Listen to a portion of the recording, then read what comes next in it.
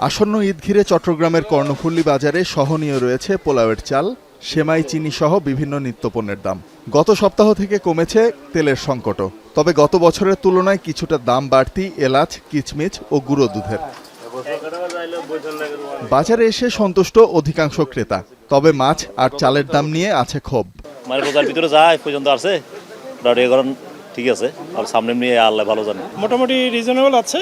আমার তো মনে হচ্ছে শেষ দিয়ে গিয়ে ব্যবসায়ীদের তো লাভ করবো ওই সময়, হ্যাঁ, তখন হয়তো বাড়িয়ে দেবে। যেটা নিত্য প্রয়োজনীয় চিনি, দুধ, তারপরে আপনার পোলাও চাল, কোনো কিছু দাম বাড়ায় নাই।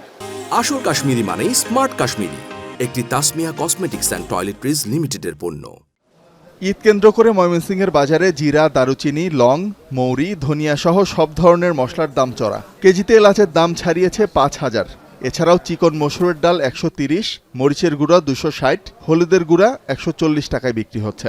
নতুন শুকনো পেঁয়াজ ২ থেকে ৩ টাকা বেড়ে বিক্রি হচ্ছে ৩৬ টাকায়।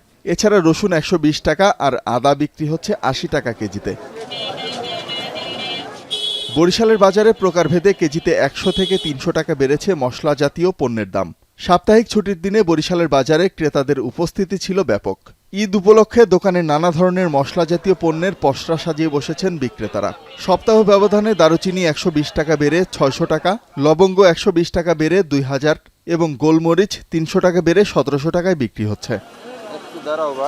ব্যবসায়ীরা বলছেন পাইকারি বাজারে দাম বাড়ায় তাদেরও বাড়িয়ে বিক্রি করতে হচ্ছে। সরবরাহ কমায় খুলনার বাজারে বেড়েছে মাছের দাম। সপ্তাহের ব্যবধানে কেজিতে বেড়েছে ৫০ থেকে ১০০ টাকা পর্যন্ত। বড় আকারের রুই বিক্রি হচ্ছে ৪০০ টাকা কেজি, যা আগে ছিল ৩২০ টাকা। চিংড়ি ৭০০, তেলাপিয়া ২৫০, সিলভার কাপ ২৫০ ও ট্যাংরা ৮০০ টাকায় বিক্রি হচ্ছে।